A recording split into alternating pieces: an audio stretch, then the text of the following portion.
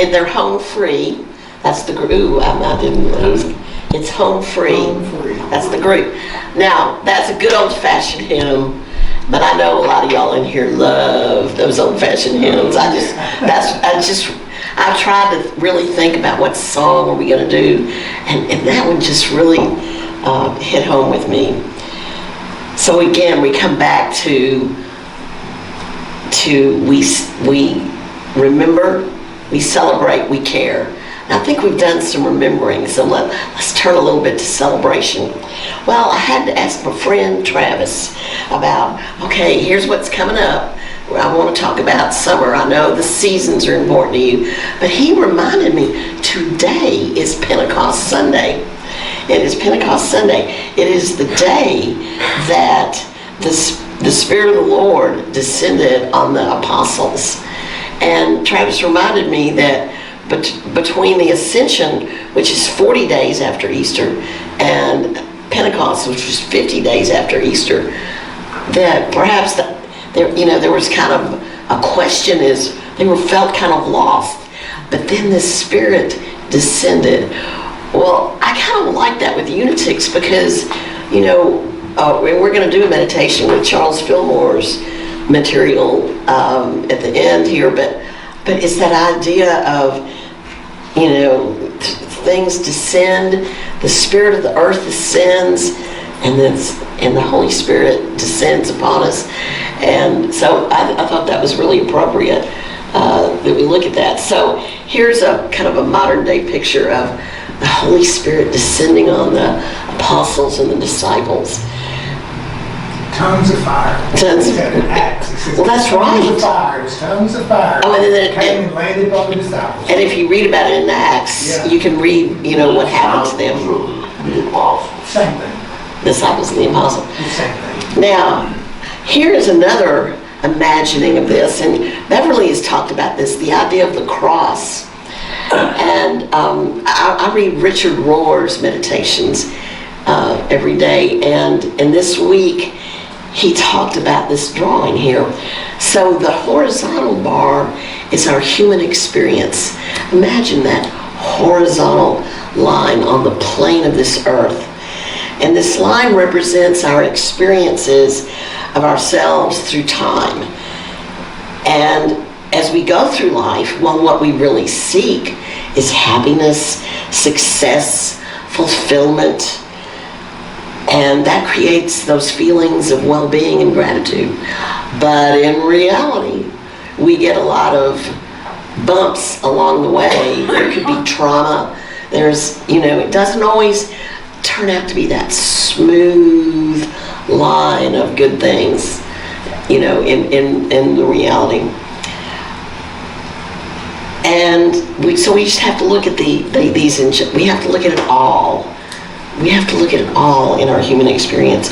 But now, imagine the divine dimension. Imagine the Holy Spirit, which we're really, actually, in unity, we believe we are born in it. It has always been with us. But if you imagine this vertical line through us, the vertical line is that divine dimension. God, the holy, the sacred, the infinite love of God, the holy that is welling up and being present and pouring itself out as our lives are on the vertical line. So you see that vertical line kind of mitigates anything that might be happening on that horizontal line. This is the God-given, godly nature of every breath and heartbeat. It is the sun moving across the sky, our breathing in and breathing out, the miracle of being alive and real in the world. And the religious experience is the experience of tasting it and realizing that miracle. That is being on the spiritual path, is knowing that miracle of always this divine dimension as well as our human experience of it. Now, the difficulty could be that there is a depression, that we get separated from that. And when we get too caught up in the sadness or the disparity in life and all these things, it closes off our experiential access to this vertical line. So we need that upwelling presence of God in our lives. We need to remember. We remember who we are. We remember that we are fully human and fully divine. I like to do a little breath about that. I call it the cross breath. And so what I do is I breathe into my heart. When I breathe out, I imagine this vertical line. And then I breathe back in and I imagine the calm and peace and love and all the divine aspects that can guide my human life. So breathe in, breathe out vertically, imagine it. Breathe in, breathe out horizontally. And actually when I breathe out horizontally, I imagine myself enfolding the world. So I really loved that simple drawing. That explains a lot. Now this year, our theme is I am connected. So see, we are connected with that vertical and that horizontal. It joins in our very hearts. Well, I also asked Travis, what do you think of summertime? And this is what he told me. Summer is a time when I feel myself united with the vast cosmos. Hence those impulses to grow, to growth and action. Well, you're connected to the cosmos, aren't you? We're connected. Whoa, way out there. But I also want us to realize we are connected to this planet Earth. Summer is a great time for nature at its very fullest. Oh, think about all the vegetables and that we have access to in Arkansas, or maybe you have your own vegetable garden or your own beautiful flowers. We see color and rich green and yeah, we're going to get that heat and humidity, but nature abounds in the summertime. It is such a wonderful time to celebrate our oneness by seeing the divinity and humanity in the earth. So I wanted to have this wonderful poem, and I used it earlier in the year, but it reminds me of how we're connected to the natural world through our humanity. So enjoy this poem. I wonder if the sun debates dawn some mornings, not wanting to rise out of bed from under the down feather horizon. If the sky grows tired of being everywhere at once, adapting to the mood swings of the weather. If clouds drift off, trying to hold themselves together, make deals with gravity to loiter a little longer. I wonder if rain is scared of falling, if she has trouble letting go, if snowflakes get sick of being perfect all the time, each one trying to be one of a kind. I wonder if stars wish upon themselves before they die, if they need to teach their young how to shine. I wonder if shadows long to just for once feel the sun, if they get lost in the shuffle not knowing where they're from. I wonder if sunrise and sunset respect each other even though they've never met, if storms have regrets, if volcanoes get stressed, if compost believes in life after death. I wonder if breath ever thinks of suicide, if the wind just wants to sit still sometimes and watch the world pass him by, if smoke was born knowing how to rise, if rainbows get shy backstage, not sure if their colors match right. I wonder if lightning needs an alarm clock to know when to crack, if rivers ever stop and think of turning back, if streams meet the wrong sea and their whole lives run off track. I wonder if the snow wants to be black, if the soil thinks she's too dark, if butterflies want to cover up their marks, if rocks are self-conscious of their weight, if mountains are insecure of their strength.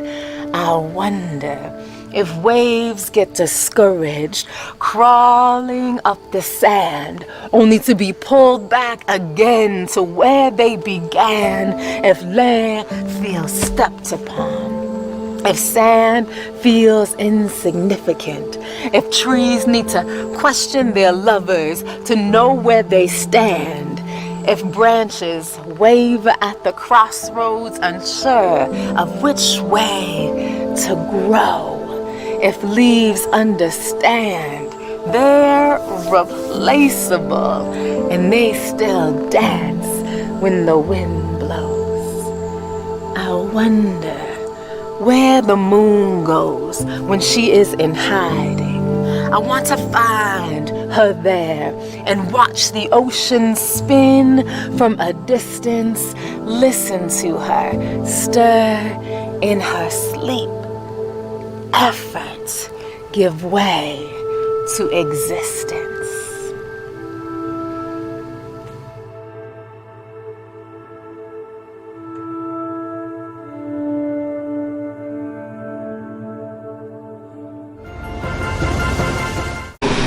Isn't that a beautiful poem? I really do love that. If raindrops are shy, if rainbows are worried that their colors don't match. It's so funny. She described nature beautifully in terms of all our human angst.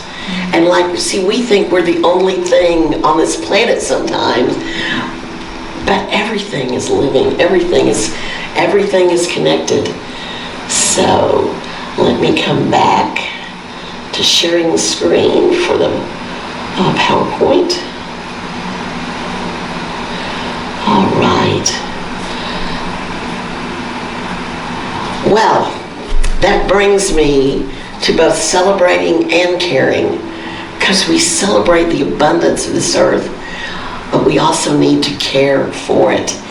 And in fact, our spirit group, the one that Judy Robinson hosted at her home back in February and March, that was about the environment, the spirituality of caring for the environment. And I wonder if you all know that Unity actually has a curriculum called Earth Care. It's a wonderful program, and they just launched it in April, and I was able to get a little taste of it when we did our spirit group. So here's what the web page looks like, and if anyone wants any more information, I can give it to you. So I'm going to give you a few highlights of it, because what's wonderful about it is it's guided by a vision of sacredness and the interconnectedness of all, and the interdependence of all of life. See, we forget that. We're not just lone rangers.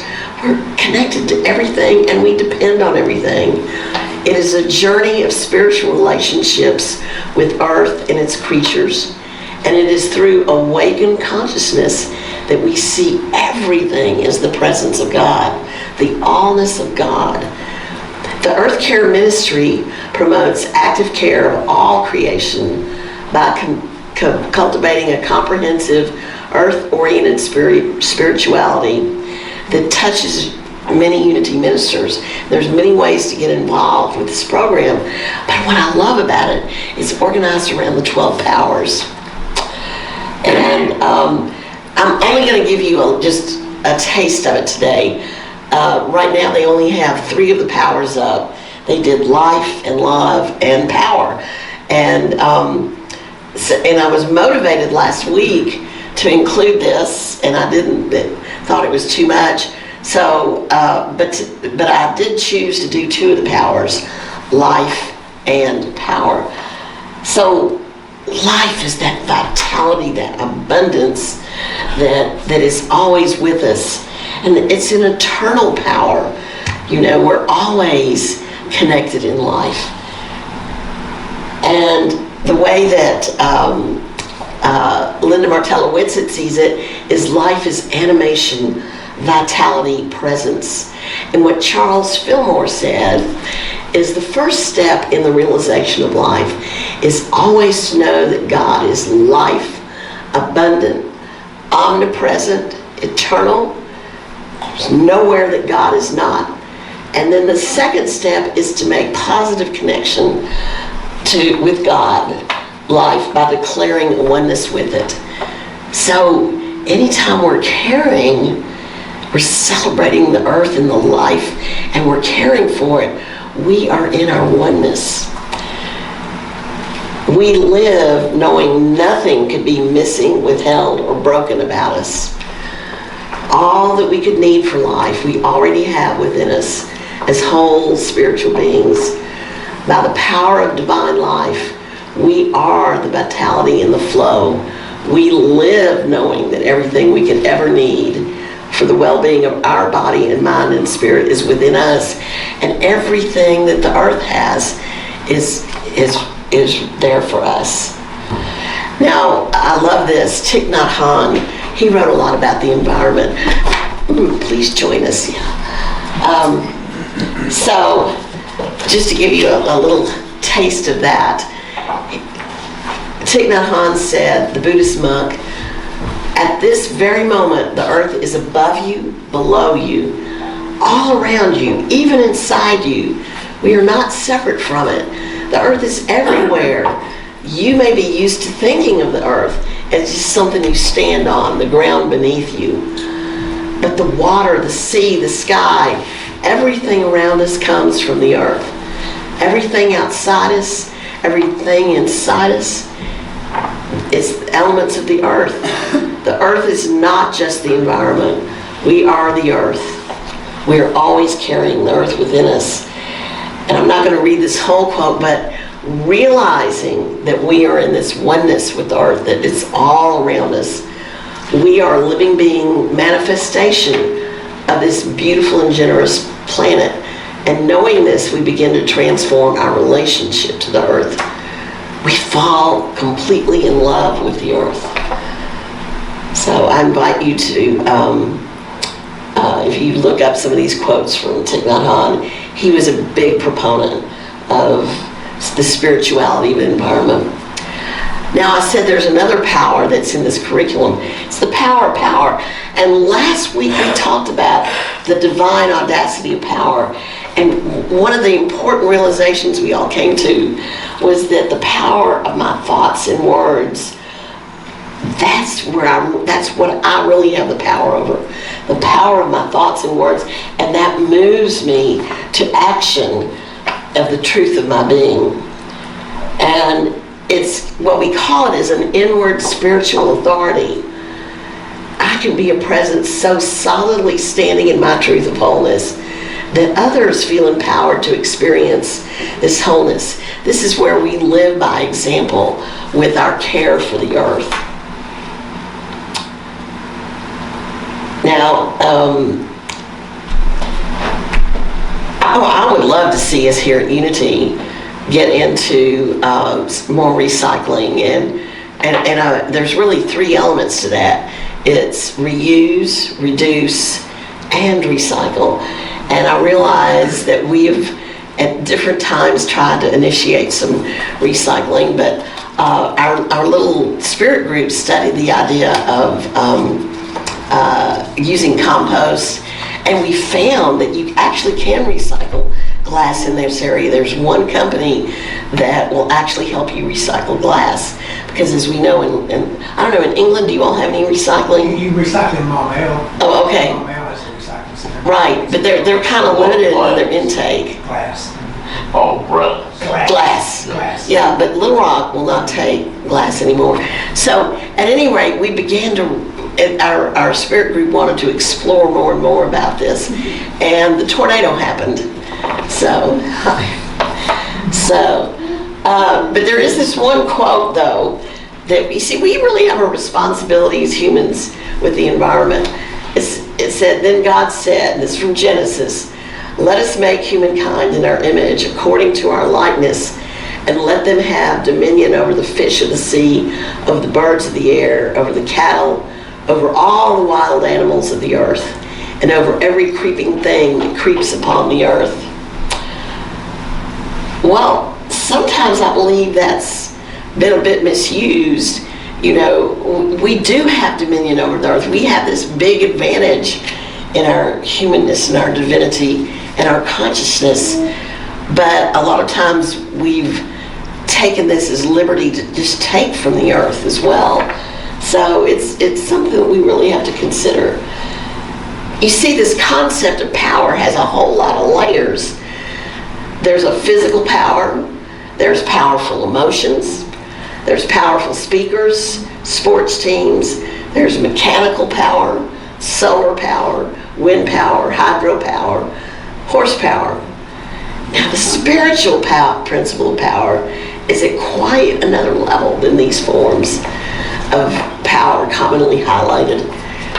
The unity spiritual power is all about achieving mastery over ourselves to transform our lives and our world. And it is true, we are at a point of human evolution in which we need to tap into the spiritual power to do what is necessary to restore the earth and create a sustainable living. Kathy Harwood Long wrote the unit on the power, and I want to just, well, one story that she told was interesting is look at Ukraine. You know, the war in Ukraine, they've destroyed a lot of, Ukraine provided a lot of oil, provided a lot of grain, and then Russia has destroyed so much of that infrastructure. They have been, if you will, powerless. But you know what they did? They turned to their values, and they're looking in the strength of their values as a people to fight back. Because Russia tried to take all the power from them, but they have been able to hold strong as they hold on to their values. And it's sort of, it could be a lesson for us, because Lord knows we don't want to go through that terrible, terrible situation. But it is really amazing what those people have done. Will we transmit the energy of who we are as unlimited energetic beings into carrying love and nonviolence on behalf of all creation? That's Kathy's challenge. Some of us may be hoping for the power just to get out of bed in the morning, or the power to choose our work in the world, or the power necessary to create funds to pay bills. I don't know how you look at your power. Divine power as us is revealed as our power to choose to place our attention on Source or God instead of fear and lack or limitation. And that's a real challenging shift there. And it reminds me of these people of Ukraine, because I believe for them to get through this, when you look at the devastation in that country, they have turned to Source. One mystical instant of reacquainting ourselves with our Source re-energizes inner calm and assuredness, an inner knowing that power greater than self is alive, real, present in our very circumstance. Sourcing from God, the unlimited, ensures ideas, wisdom, strength, and more converted into choices with our time, energy, and dollars for thriving, and it improves our power to choose values that benefit all of creation.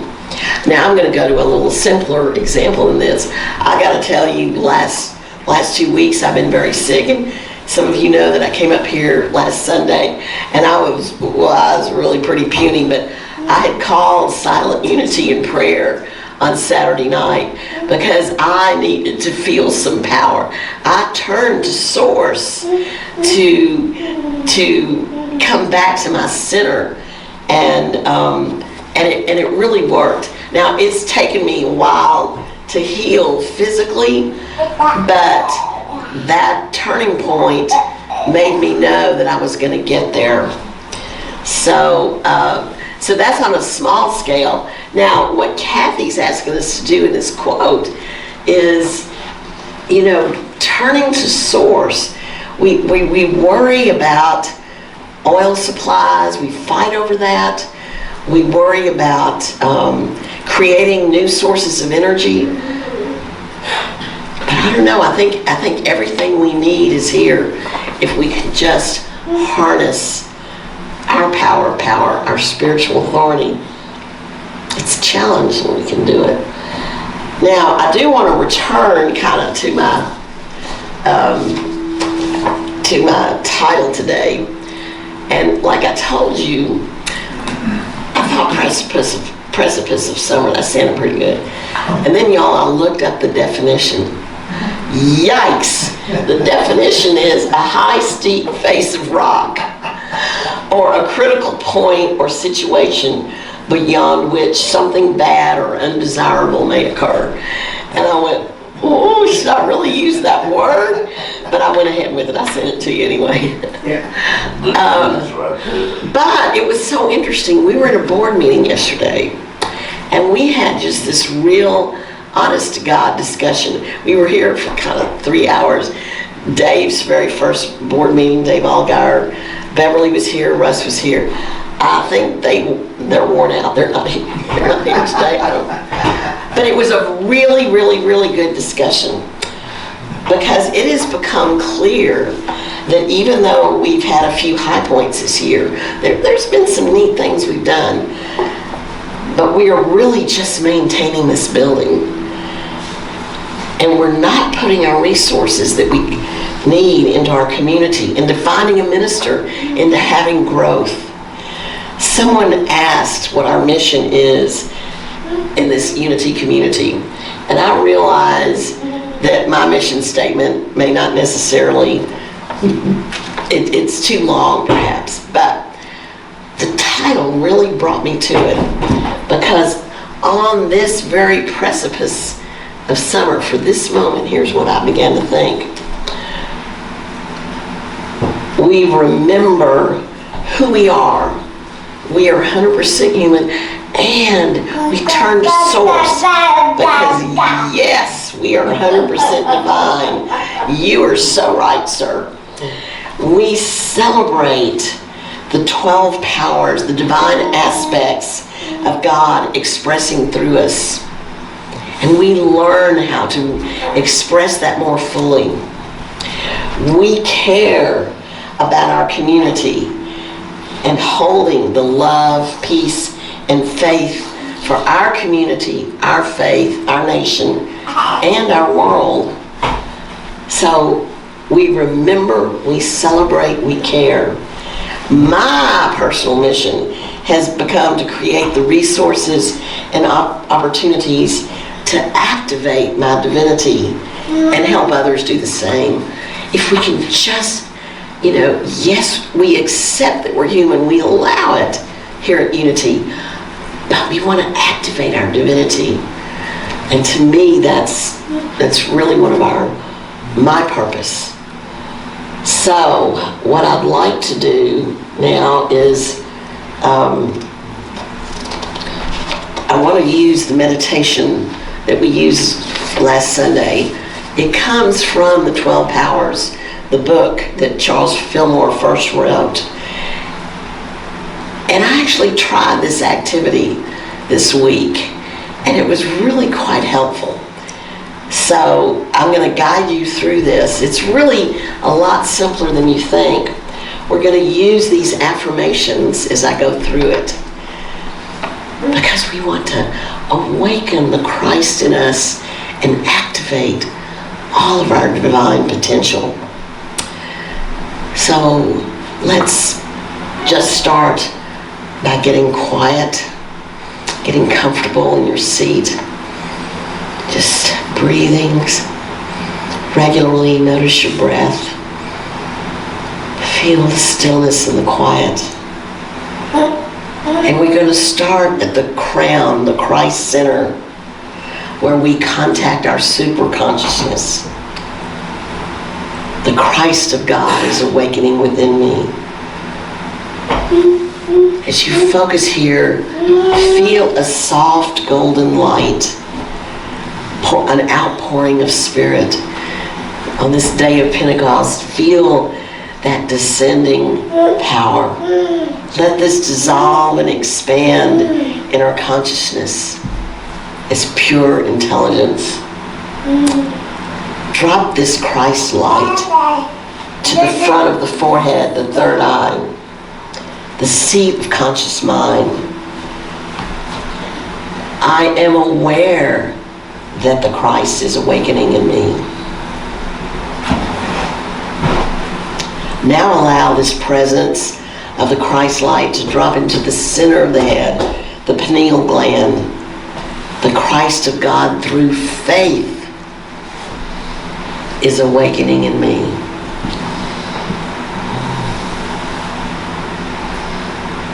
Now we allow the Spirit to flow down, penetrating and permeating every function and cell of soul and body, even into the hands and the feet. You feel this golden light activating all of our potential. Spirit makes its way entirely through the body temple, that in fact we live in it, move in it, and have our being in it. It contacts the ascending energies of earth. The descending spiritual current and the ascending earthly current contact each other at different points in our body, different energy centers. They form centers of consciousness. Third eye, the throat is the center of power. The heart, the solar plexus, the regenerative organs, many centers of consciousness. Feel the contact of the ascending and descending in our power center, in Om, in our solar plexus. Feel the current of this energy. You are thus laying the foundation of the Christ body. And we now affirm, I am filled with power. The Christ of God expresses in me and through me as love and power. I am now in the presence of pure being, immersed in the Holy Spirit of life, love and wisdom. I acknowledge thy presence and power, O blessed Spirit. In thy divine wisdom, I now erase my mortal limitations, and from thy pure substance of life, I bring my world into manifestation according to thy perfect law.